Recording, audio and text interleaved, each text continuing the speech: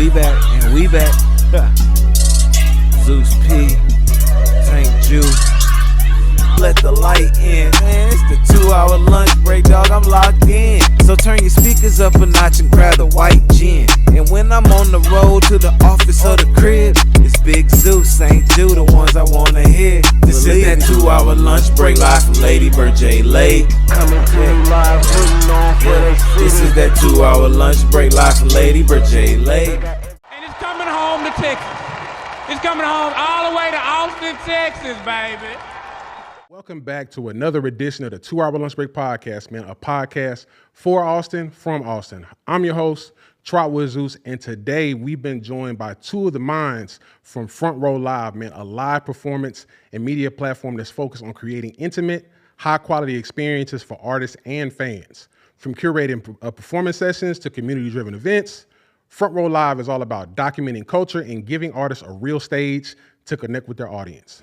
They've worked with a wide range of emerging and established talent, built a growing catalog of live performances and DJ sets, and are helping shape what the next generation of live music experiences in Austin can look like. So today, we're gonna talk about their journeys, what brought them to Austin, how Front Row Live got started, and what they have next coming up. Man, Austin, makes some noise for Jay Chapple and Chapple and Malcolm McGregor in the building. I had to correct you. Right, yeah, I know how it goes. I know how it goes. Yeah. But yeah, man, happy to have y'all in the building. Actually, I said this off air when y'all first pulled up. Number one, thank y'all for taking times out of y'all schedule. I know we got jobs, we got lives, we got, a bunch of different things on the stove. So thank y'all, for coming through. Thank you for having us. For sure. Now that we got y'all here, right? Let's go ahead and talk about your backgrounds, right? Okay. So neither of y'all are from Austin, man. So talk about where did each of y'all grow up? Mm-hmm. And also, what was the music or creative scene like where y'all were from? Well, I'm from Houston. Okay. So that second question, very easy answer. I mean, right. Houston, home of Screw. Right. There was actually a time in my life where I only heard Houston music. Okay. Because I can see that. I was born in 91. So around my time was like Swisher House, SBC, all like that was all on the radio. You had the CDs. Right. So yeah, Houston, came to Austin because I went to UT and been here ever since. Okay, there we go. Dope. You said born in 91, almost. Right. Hey, I'm right there. 91, I'm 89. Yeah. I'm right there with you. I'm originally from Michigan. My people are from Detroit. Okay. So I grew up in the capital, Lansing, Michigan. That's where I call home. But my whole family born and raised Detroit, so I grew up listening, Motown every day, not just Sundays. Oh, wow, my family has history in Motown. So, yeah, I grew up, a lot of musical influences. You got Dilla, you got just all types of Detroit rap, everything, even to who I am today is deep. So music has always been a big part of who I am. And I moved here. I went to UT as well, so I moved here right around the time to go to school. So, yeah, Austin has become a big part of who I am as well now. Gotcha. Okay, so question, this is kind of a side question. I know you and your people from Detroit, y'all listen to techno like that up there for real? I don't. But that's like older. That's like an older crowd, I mean, right? yeah, the crowd is still deep. It's still very much alive in Detroit. But gotcha. Yeah, I mean, my partner's from Detroit, and Detroit Tech. That tech kind of hard. I can't lie. I've been kind of getting into it lately. It's as strong as ever. Bro. Yeah. Okay, I can't cool. say I partake as much. Right. So coming from Houston and Detroit, I know y'all were saying y'all came to Austin for, go to UT, right? So when y'all first got here, what were y'all's first impressions of like the city's creative community? When I got here, honestly, it was kind of booming. This is back Texas Relays. Oh, my goodness, yeah. This is back when Highland Mall was a thing. Popping. Oh, you bringing back memories for real. Yeah, and this is like before you really, really needed badges for South by. So the music scene was popping. Like I didn't want to leave for spring break because I'm like, I can get into any show. Nobody, I mean, badges and wristbands was a thing, but like, you could also just pull up and I'm small, so it takes somebody just got to push me in there. Yeah. Right, yeah. And then I think Score More was a big thing. Maul, who was doing Ill Man, like he's always been throwing shows. So what he's been doing that for the past like 10, 11 years. 15 15, almost. you know, so when I was in college, he's always been doing stuff. So Right. like, it was popping for me. I was having a time. I mean, it still am, but like during that time, it was less gatekeepy. Right. So you could pull up. I think I saw Nas and Rakim was here randomly, and I didn't have to spend money. I could just pull up. Yeah. It was fire. I was like, it almost feels like a totally different city back then. Yeah. You know? Yeah. So, yeah.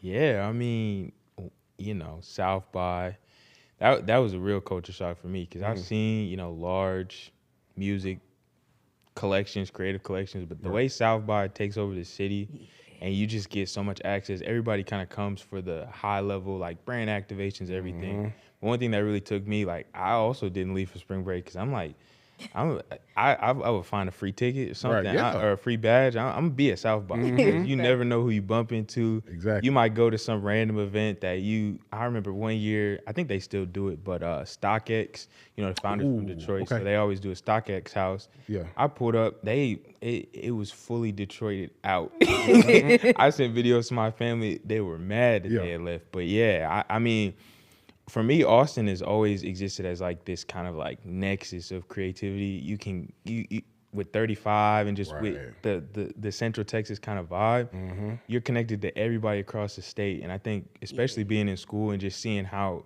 many creative people all come to Austin or all have connections to Austin, it's always been great to me. There's so much like networking and just like beautiful stuff that gets made out of Austin, especially East Austin. So there we go.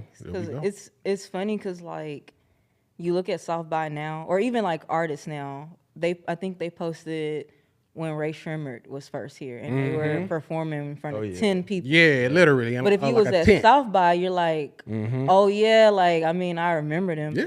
They weren't anybody, but there's a lot of like artists like that you see where they are now. Like, dang, I ran into this person during South by at a free show, or they was just like rapping down Sixth, and now they selling out arenas. Yeah, it's a trip. Like even my own personal experience, right? So I'm from Austin, so I know exactly the area that you're talking about, right?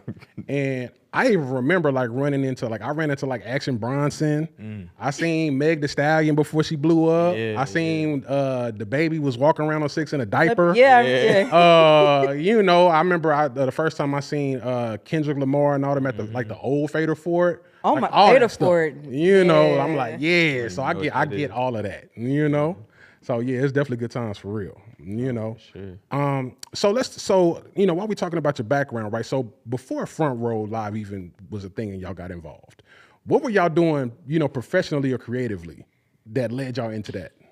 Yeah, so I've been working in tech for forever.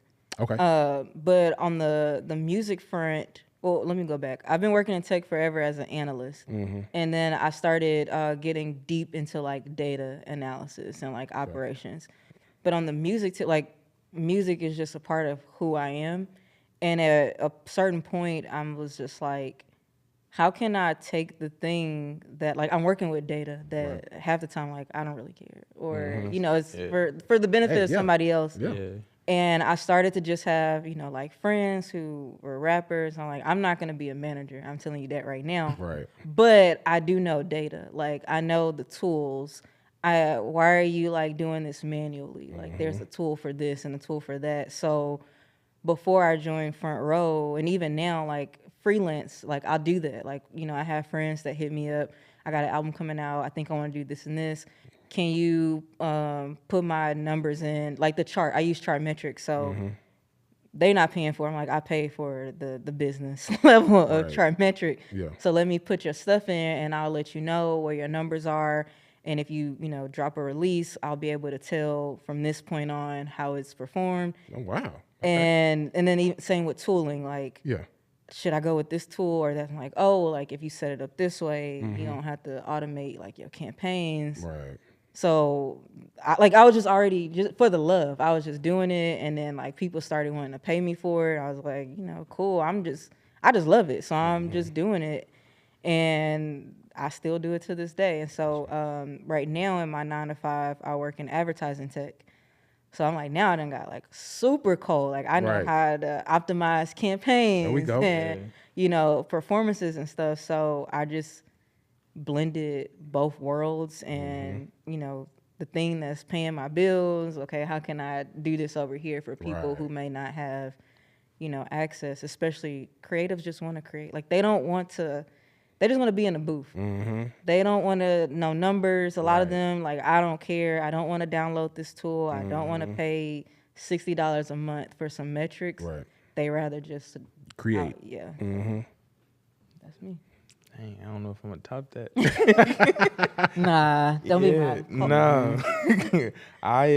So our co-founders, we actually all attended UT at the same time. Okay. So they were a year ahead of me. So I knew them very well. One is actually my frat brother, so we had a good relationship. And personally, I'm a designer, graphic designer. I focus on brand though. I've always been like a brand designer and creative, and I also have a background in marketing. Okay. So professionally, that's what I do. But I work for tech.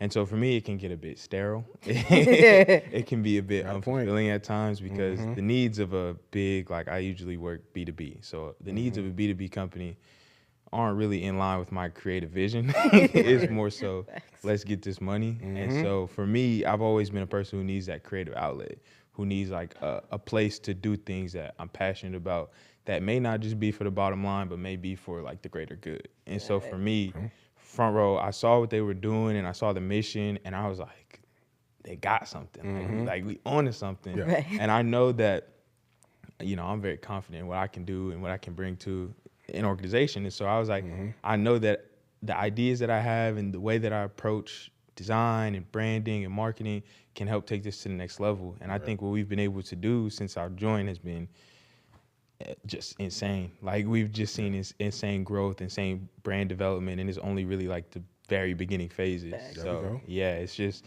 having that creative outlet and being able to approach it from the lens of like, let's bring style and function and impact all in one place has been just great for me. Gotcha. There we go. And then what you said, I think it also speaks to our larger team, the folks that aren't here. It's like we're all like experts in our own field, and a lot of what we do for Front Row is like, this is also what I do for work. But it's what Malcolm said, like we need creative outlet because, you know, the confines of your 9 to 5, like, you know, you can't color outside the line. Yeah. Stay right here. But with Front Row, I think we get an opportunity to take like, no, I'm really passionate about like design, or like I really love data and I want to nerd out about this. But now I have a space to blend all the things that I love. And that's the same thing for like the rest of the folks in our org too. Gotcha. Yeah. Okay. So I'm not gonna lie, I can relate. I actually work in tech too. I work in tech, so I work in tech procurement, right? So I take care of like negotiating contracts for like all the SaaS and the software and all that. I take care of that part. So y'all right, it can get real monotonous. I'm like, I need an outlet. You know what I mean? So I know how that goes. You know. So, you know, back to talking about y'all though. I know y'all both attended UT. How did y'all first meet, and like how did that connection, you know, what brought that together? Man, so we were talking about this before we start rolling about the South by event with Pierce Washington. So I had just finished this For the Students music business program, right? It was like a 6-week. We're gonna teach you everything about like the foundation of the music industry, from publishing to roles, et cetera, et cetera. I finished that, and I was talking to my friend Paul, and he's like, Jay, I feel like if you stop like putting your toe in and just do it, you might like end up doing something like really big in the music space. And it just so happened, because I had been following Pierce like music wise. Right. He had a performance in Austin at the South by headquarters, and it was put on by Front Row. Ooh, okay. So when I went to their Instagram, I didn't know them, but you know, Black UT is only like 5 of us. So when I went to their Instagram, I was like, okay, we got a bunch of mutuals. Like, okay, so they got to be good people if they connected to people that I know. And I pulled up, and like Malcolm was saying before, like when I went to the event, I knew that I was only there to see Pierce. I was like, I'm gonna hear my song, I'm gonna dip. But then like there's a networking component, and like there were other performers, and like the energy, the vibe, it's like, dang, like I was just like Paul did say, and then I finished this. If all else fails and I don't like it, you know, in 3 months, I mean, I'm not losing much of anything. But from that day, like at the event, I was like, I don't even know if y'all need help with anything, but I want to be a part of this, and we can chop it up. We can figure out, you know, where I fit and what I'm interested in. And it was as simple as that, like hopping on a call, and then I was on the meetings. There we go. Okay. Have to make them connections. Yeah, I'm gonna say I don't know what else to add. Yeah. Since like the first conversation, it's always been like, let's take this to the next level. And I think one of the things that like Jay has been amazing. Like we've adopted this kind of like pick up and go get it. And I think that's one of the things that has really developed. We tend to like talk about stuff and be like, it'd be dope if we do this. And then Jay would be like, I know such and such, you know such and such. They said let's get on a call tomorrow. Are y'all available? And it's like, yeah, like let's go. Like some of the things that we've been able to make happen on such a short notice has been like truly remarkable. And you know, like it's important to build a team of people who don't do everything the same way, because I'm a very like methodical and slow, and I like to have all my ducks in a row. But Jay's like, we ain't got to figure everything out. We got to get it going. And for me, it's important to have people around who say that, because I'm like, give me a week or two. It's like, no, let's go now. So yeah, it's been great. Gotcha. I mean, it's a good balance, because like Melk, like he's been a little bit modest and humble, but like he's the person that will set like brand guidelines, like style guidelines, and like a template, and like our meetings are organized and timed out, because he pays attention to like doing detail. like the meeting minutes and all that. Yeah, no, like seriously, like he has like naming conventions, and so for me it's like, well, I am like a moving fast person. Like I try not to let perfection be the enemy of progress, but at the same time, what Malcolm does is, okay, well, now I still have something to reference. You missed the meeting, like, oh, I'll just go to the meeting notes. Oh, I can see an update on this, so that if I am on that call I asked y'all to be on, I can reference something. So, like, it's a good balance. Like, I am no, like, we need to be on a call tomorrow. We need to book a venue tomorrow. And Mac's like, yes, and let's get something, a uniform, you know. But I mean, that's where that diverse skill set comes into play, though. You know what I mean? So I love that. So okay, so question for y'all, right? What exactly was like the spark behind the creation of Front Row Live? Like, was there like a story or an idea? Like, what kind of kicked that off? Yeah, so our three co-founders, Mike, Kasim, and Devon. Okay. They very close friends at UT, knew each other very well, huge music lovers, live music lovers. You could ask them any R&B from any decade, and they probably would just start singing a couple lines from it. So music is very core to their function. Yeah. And they found, coming out of COVID, they found that, you know, there's not a lot of spaces for artists to really meet with their people. And COVID really highlighted that if you're not an artist with a big backing, a big foundation, all this money behind you, it can be difficult to find your place and to find your people and to have those like experiences that are still high level without having to, you know, spend a ton of money. And so they started developing this concept of Front Row Live, where they're like, okay, well, COVID, you know, we're trying to get back outside, but let's start doing these virtual concerts. Let's start giving artists a platform where right now they can't go meet with their fans, but we want to give them a place to still have that intimate experience.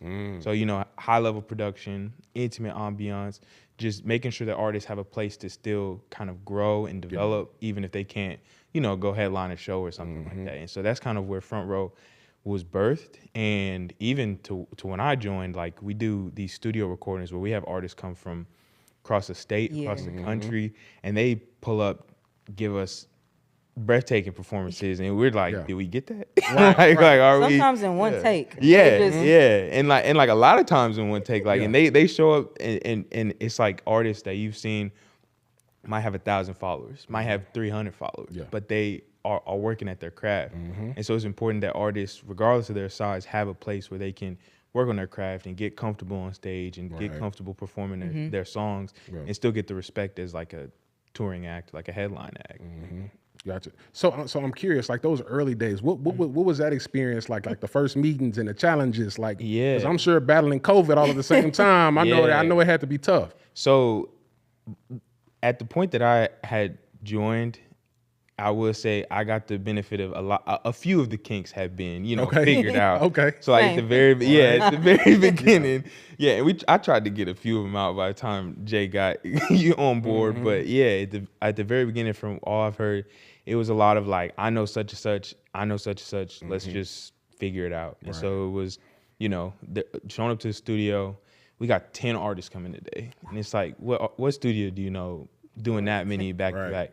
But they, I mean, when I say I've never seen a group so hungry, like by the time I joined, they were already at like 20, 30 performances, because they're just like, let's just do it. Let's just go and let's just figure it out and figure it out as we go. And to now it's become almost like a process, like a full, like we got a whole production process. We have a full like machine running. And so I think those early days, that's just a testament to like that passion, trying to see that mission out. So when people see like the mission, people see like what we do, it's like, it's not coming from left field. It's not coming random. It's a lot of hard work went into it. Yeah. Gotcha. It's not ChatGPT right now. No. Right. Yeah. No. Absolutely. Real people. Yeah. Right. Yeah. Gotcha. So, okay, something that stuck out for me about what you said, I know you were talking about like the mission, right? So I know kind of like a tenet of Front Row's mission is, they talk a lot about like intimacy, production quality, and connection, right? So why were those values so important, for y'all to build around? Yeah, I mean, when it comes to music, it's all about connection. And I think across everything that Front Row does, you can see it, whether it's our events or recordings, it's all about using music as this sort of like nexus or as this bridge to connect people. And so this like community through music is just like so central to everything that's done. Yeah. And so, with video, there can be a disconnect sometimes in how to actually create connection. Because there's a difference between if somebody performing on stage and there's 13 people in the crowd and you one of them, you like, whoa, we right there, versus we post a video and they get 13 views. It's like, they could be anywhere, So within the production process, we make very intentional efforts to make you feel like, you're watching a video, but you're still a part of this, in the same way that, you see a lot of other music platforms do similar things, but sometimes they can be like, oh, I'm just watching this person's performance. Right. When you watch our shows, our Front Row Live performances, we want you to feel like you're still there, like you still have that connection with the artist. Which kind of speaks to the name, right? Like it's a Front Row Live experience. Like I think that's really the core of it is absolutely when you watching, it needs to feel like you sit in front row. And so we provide the quality of a front row concert. So there we go.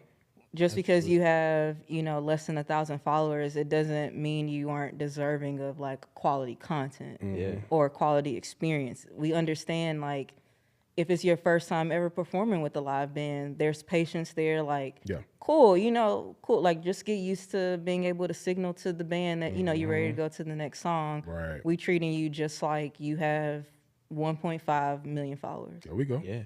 For sure.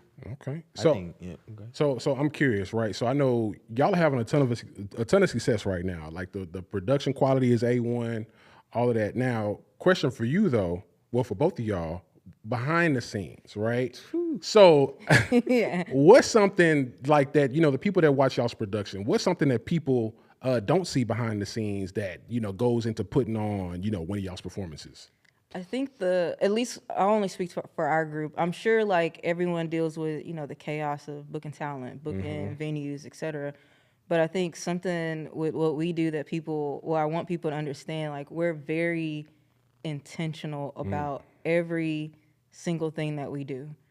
To the like sometimes I'm like, y'all, we are like kind of over indexing on thinking like I'm like, we just need to do it. But like from the venue to even like artists, because we are really big on community, so we'll even like have conversations about like, okay, we also want to make sure this isn't a person that's been like harmful in the community. Like I don't care if they got 500,000 views, like we're not putting anybody on our platform that's like this, or we're not booking at a venue that's racist or things like that. And I think that we are having a lot of success, but I want people to understand like the amount of effort and intention we put behind everything. Like it's even with our posts, like we will spend all day in a group chat while working our 9 to 5, like before we post this on Instagram, like, how does this look? Yeah. It's not even about like, does it match the aesthetic of what we want our grid to look like? Right. It's like,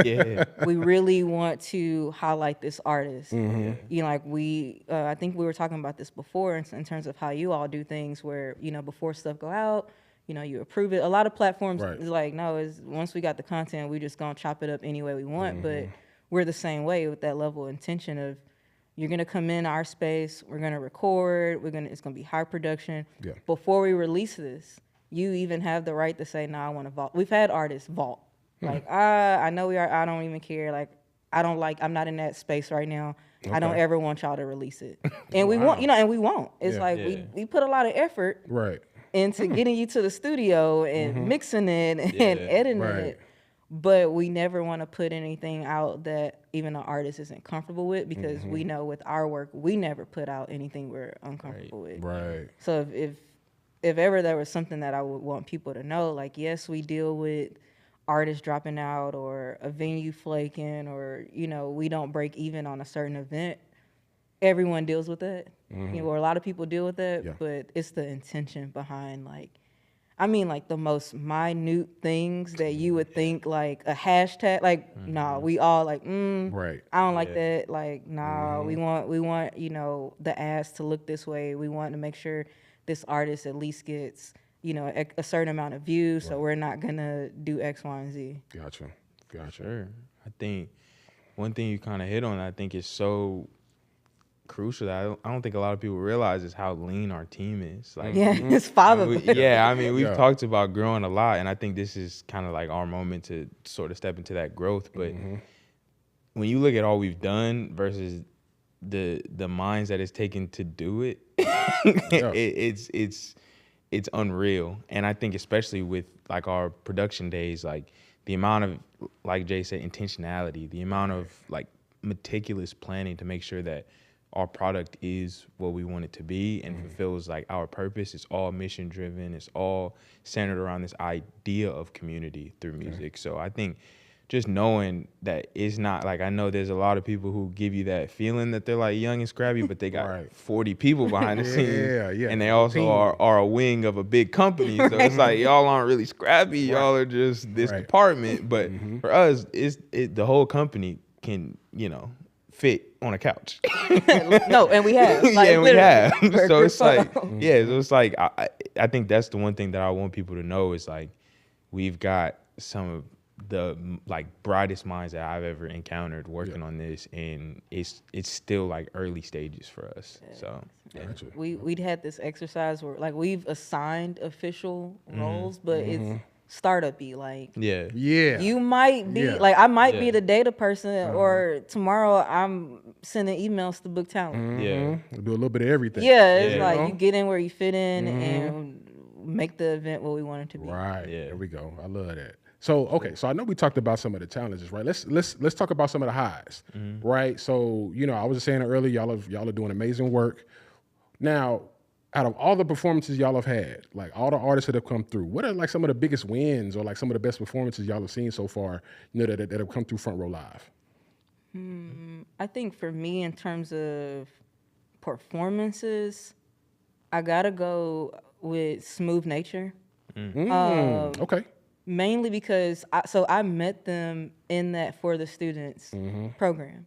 Okay. And their manager, Mario, like, I remember, I just texted him today and I was like, I remember us having a conversation about you wanting to be a manager and how you were managing like Smooth Nature.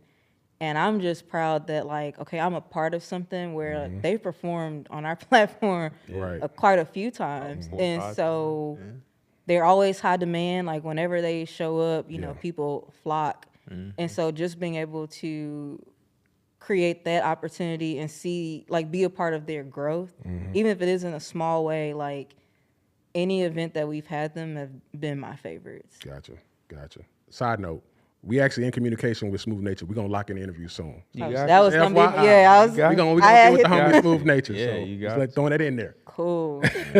They are dope. We've had them on a few different events now, and every single time people leaving, who is that performing? Right. You got to Right. have them back. And I'm like, this is us having them back. And yeah, very solid. I think for me, there's so many names I could say, so many just awesome performances. But I think overall, just seeing kind of like what I was saying, like some artists who maybe slowed down momentum or haven't performed in years, or it may be their first show with us or something like that, you really see them like blossom because this is the first time I performed this song, or I haven't performed this in 3 years, or I haven't done a show since COVID, or like, you know what I'm saying? Yeah. But seeing them be able to open up to our community, and our community is always like the perfect crowd to be in front of.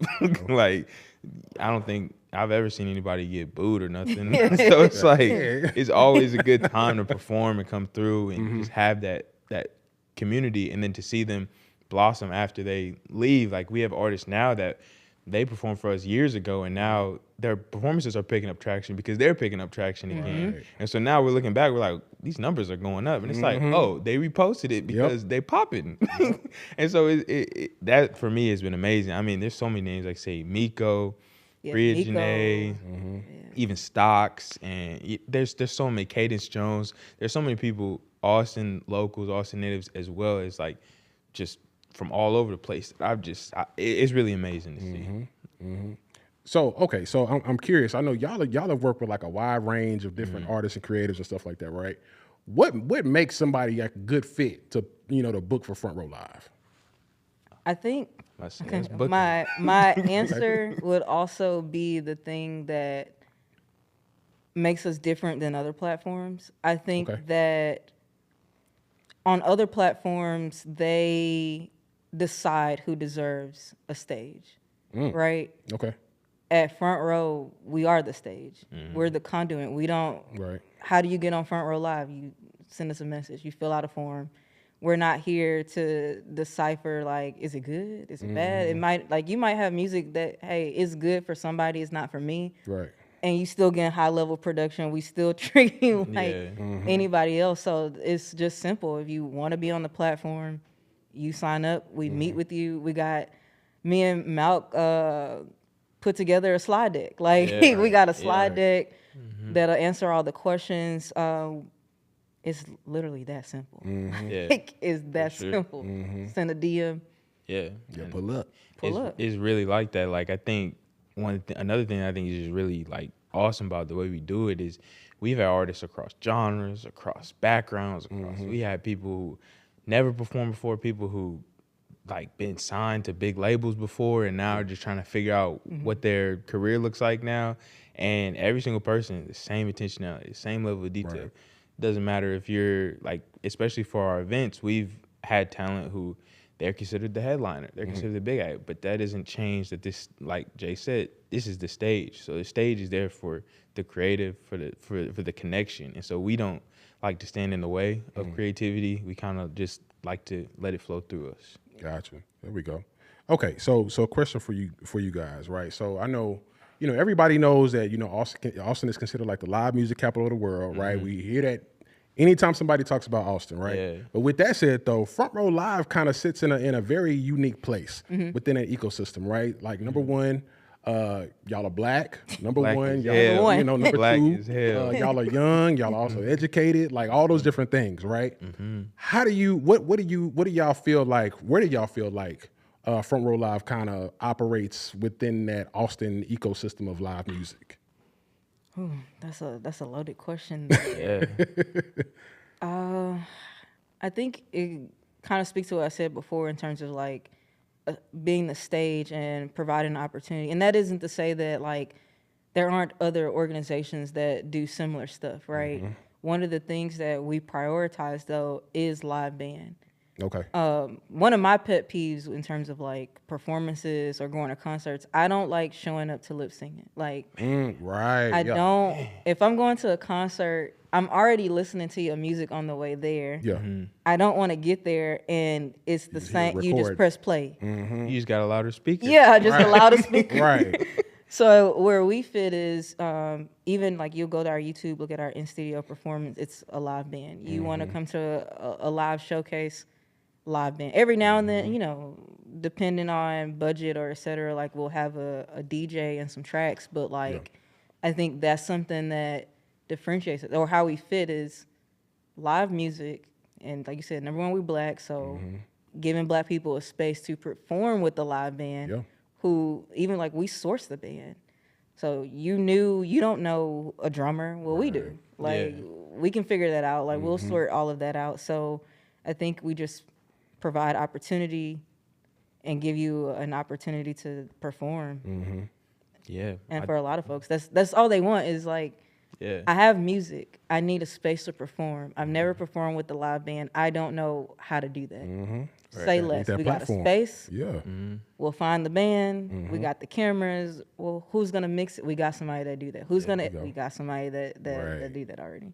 There we go. Yeah. I think another thing, as far as like Austin, is the level of curation that we do. Like we don't. Our events are plug and play in appearance, but they're not plug and play in preparation. Like every event we approach as if we've never done it before. Like we know the basics. We need our talent. We need to figure out like what's the flow, what's to run a show. But we approach every single event like what is the emotion behind this event? What is the theme behind this event? What are we trying to drive home? Like we're planning an event where we're focusing on like the women of music, the women of R&B, the girl groups that have made music memorable. And so we go deeper than just we got some artists pulling up and we selling tickets and we trying to make money off you to get you drunk. Like all of our events are like, it's community, it's a place you can show up, it's no nonsense. It's just a fun, clean like night. Like you show up, you might go to our event and then go out after. You might go to our event and be like, this was a great night, I gotta go to sleep. And go home and go to sleep and feel like you had a good night. And so I think we make it very intentional to be curated and to be like intimate regardless of the setting. We do showcases, we do mixers, we do collaboration events, but every single one we bring the same level of like curated experience. Gotcha. I love that.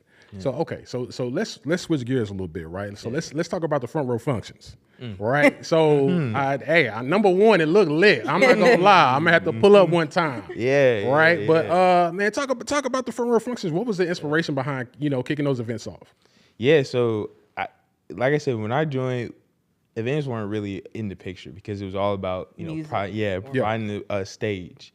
And so we kept finding in a lot of conversations with artists or just like people who love music, like we should be able to do this outside of these recording dates. Like we need to play, like we kind of just want to kick it and just talk over music. And especially now that we started to meet more people in the music industry, we've started to meet more artists from diverse backgrounds.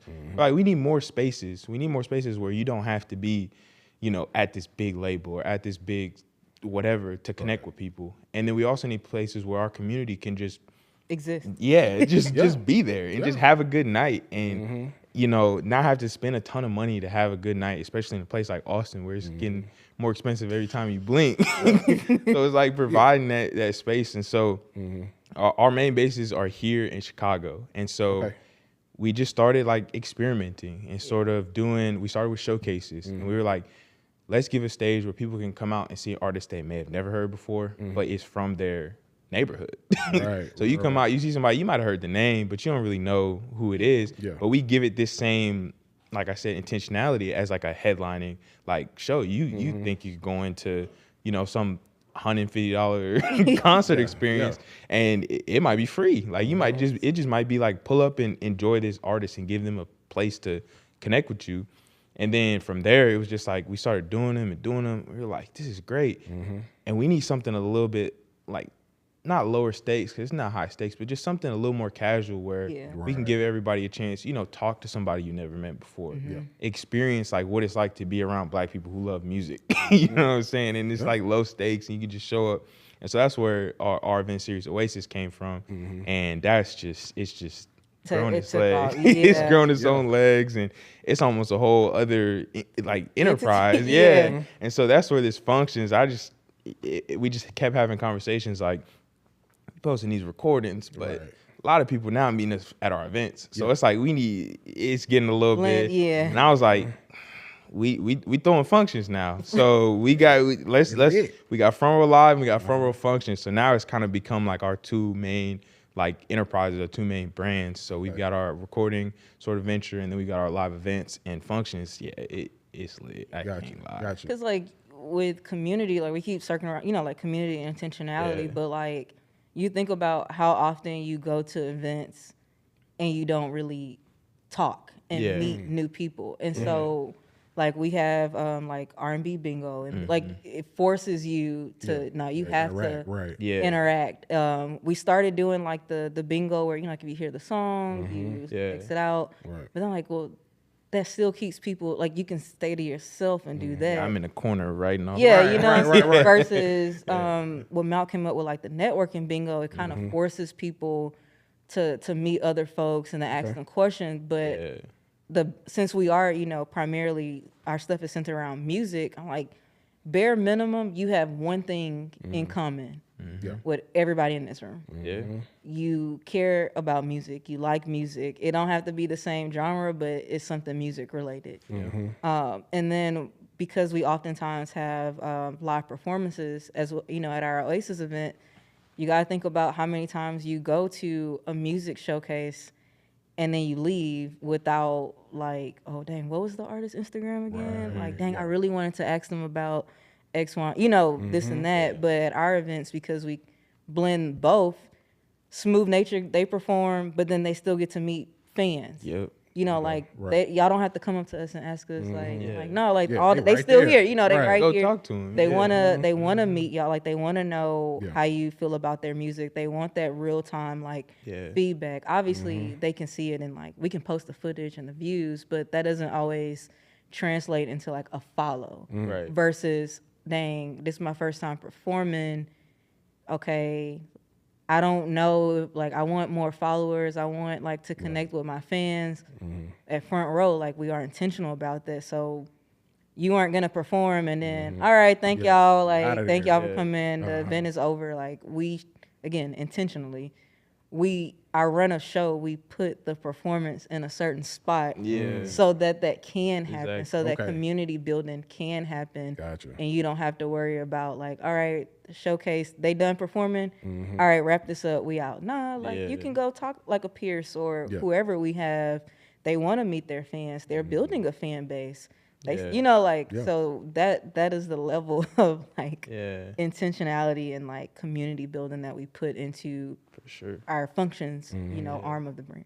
I think especially like we talked about Austin, especially Black Austin. Like, you know, I haven't seen it since the 90s, but I feel like it's in kind of this like renaissance right now, where it's like everybody is building these agents, these sort of like drivers of community in Austin, because everybody swears there's no Black people here. Everybody swears they can't find no Black people, all the but time. they never come over here. Right, yeah. they never show up to anything. So it's like, you know, trying to build out these spaces, these experiences where people like, oh, if I want to, you know, go just have a night out, like a typical night out, I know where I can go for that. Yeah. But if I want to go and connect with people, music, I might show up and just start chopping it up with the person who performed and find out, oh, you went to school with somebody I know, and you do this, oh, you need somebody who do this. The amount of connections I've seen through our events and everything, like you never know who you might meet. You never know who might be dancing next to you. So yeah. Kind of like when we were talking about when you said Pierce, we were like, oh, we know, you know, like we know Pierce, like Small world. Yeah. But that's kind of like the level of like community we try to build at our events. For like, oh, you know, we do know them. We met them at Front Row Live, and like we've been following them ever since. Gotcha. Okay, so let's switch gears a bit, right? So let's talk about the future, right? So you know, y'all have done a ton of stuff in 2025, right? We're now in 2026. Now, with that said, what are like some upcoming events, you know, releases, collaborations that people should have on their radar to look out for? Big year. This is so I'll start with we have our Black History Month mixer with some tech folks on the 26th of February. And then South by, we have our own like 2 events. We're gonna have an Oasis, so pull up on that. There we go. And then we're also doing like our all women's. Every South by, we always have an all women's event. So this will be an all women's DJs, artists, everything. vendors, All women. photographer. Okay. Somebody might be painting. Yeah. Yeah. And then the biggest one is we've partnered with DreamCon.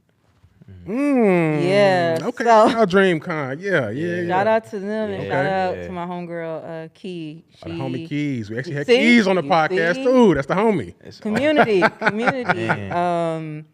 Yeah, it's their first time at South by, and so Okay. he had hit me up and was like, "Hey, like we got the budget, we want to do this thing." Right. I was like, we're front row. This what you need is what we do. Right. Yeah. So they'll have like a artist lounge showcase. Artist lounge like creator meetup, and then later that evening will be the live music showcase, which we assisted with like curating. And then on behalf of Front Row Live, like it's gonna be a paid and badged event. Okay. So we're going to comp like the first 50 from Front Row Live. Hey. Okay. There we go. So those, that's really, we still Q1. Right. So Right. that's Yeah. just Q1. That's early. It's just next month. There we go. And, I can't think of any. And then we have our event in Chicago in March as well. So Gotcha. Yeah. Gotcha. anything? No, not the immediate future. I know like 26 is a big year for us. 25 was huge. Right. We did our first, Tour. nationwide tour. So we took our Oasis event on the road. We Hey.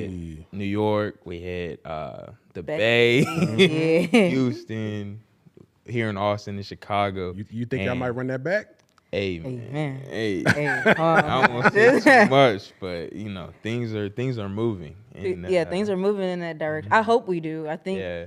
like I said, like we try to be intentional, and if it makes sense, then I think we would do it again. But if not, like we might just hyper focus on where we already have hubs and make them bigger.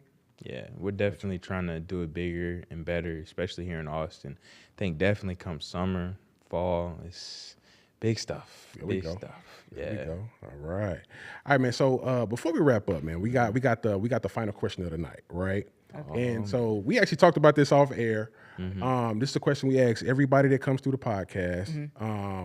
Basically, now that y'all got a chance to pull up, Yeah. good conversation, good vibes, everything like that. Who do you think will be a good guest for the podcast in the future? But this has to be somebody you know personally, somebody in your phone, or you can be like, hey, I'll put up on the 2-hour lunch break.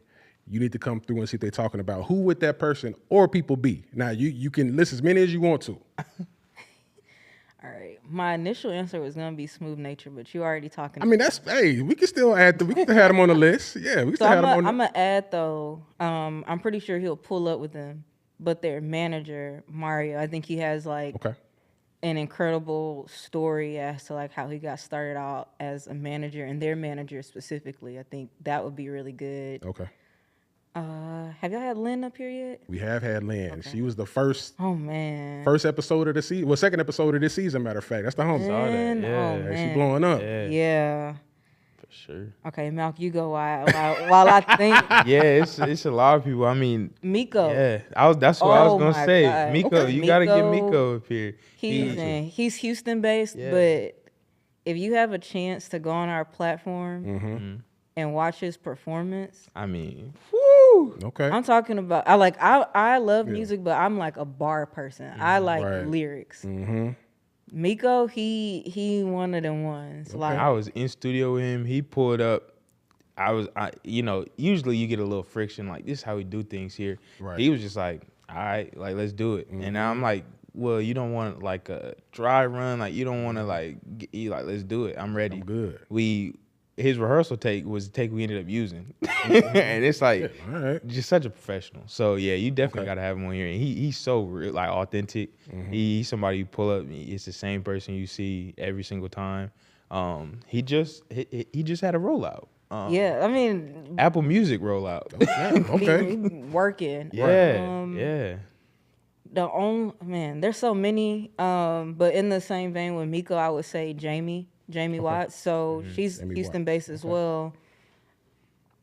Jamie, I mean, to me, she like the plug of Houston. She Right. knows everybody, every artist, everything. She's the one that introduced me to Miko. I think at some point, like, she was helping him or managing him, but like, she probably got stories for days. She does South by. Yep. She's done all types of collaborations, so she would be a good one. Okay. Austin based. I feel like most of the people I would say that's Austin based have already pulled up here? I think someone a little bit outside of music. We're working with a vendor, Slow Burn Collective. Oh yeah. Just kind of got off the ground, but it's crazy. Yeah. The founder we actually just met with, she came to one of our events and we just talked, and it's like just so authentic. Bree, I believe her name. Yeah, Bree. Gotcha. It's like a coffee and matcha pop up all over the city. Okay. Just farmers markets and creator markets Right. and all over, and really authentic person. So I think that'd be a great person to have on, just kind of talk about what she's building right now, because I see that going huge here. Okay, that's a solid list. Hey, y'all heard it first, man. I need to lock in with all of y'all, man. Yeah. I actually got one more. Okay, Lamanda. Amanda. Okay, She's in the tech space, but right now more than ever with like AI is here. okay, She does a lot of work in that space, especially around like women's health. And I've gone to some of her like talks, and I follow her on Instagram. I've met her in real life, but I think with this platform and like her journey and what she's building is very important. As a Black woman, like her journey, like a lot of stuff that she shared, I have experienced. And anytime I can, like I'm sending people her way, like Instagram, whatever. So I think, I mean, I'll send you her Instagram when we get off, but just a tremendous, like the stuff that she's doing. I be geeking out because like I'm a techie. Right. So what she's building and the mission behind it definitely deserves like to be on all the platforms. Gotcha. There we go. All right, man. Before we wrap up, man, let's go ahead and plug your social media handles. Where can everybody find y'all, and where can everybody find Front Row Live? I mean, you can find me, McGregor, MALC, and then my last name on Instagram, wherever. I might see your message. I might follow you back. I don't really be on social like that because I be working. But Front Row Live, you can find us frontrow.live, frontrow.functions. You can also find us on Posh. That's our official events partner, official events platform. So you can always find our tickets. You follow it, and you'll get all our notifications. If you go to the link in our bio, you can sign up for our newsletter. You can subscribe to our pages, and you get first to know about everything. YouTube, TikTok, Instagram, Twitter, wherever you consume anything, we on there. So find us there. And then my personal is Jahseer0, so JAHSEER0. Gotcha. There we go. Man, all right, man. Well, that wraps up this edition of the 2 Hour Lunch Break podcast, man. Big shout out to the homies from Front Row for pulling up and chopping it up with us. Shout out to our production behind the boards, Ever. You can tap in with him on Instagram at Cafe Yodo. If you're rocking with the conversation, make sure you like, subscribe, and turn on notifications on YouTube so you don't miss a drop. New episodes of the 2 Hour Lunch Break stream every Thursday on all DSPs, and you can follow us on Instagram and X at 2HLBPOD. Austin, man, we do this for the city. A podcast for Austin, from Austin. Thank you for tapping in. We out. And it's coming home to Texas. It's coming home all the way to Austin, Texas, baby.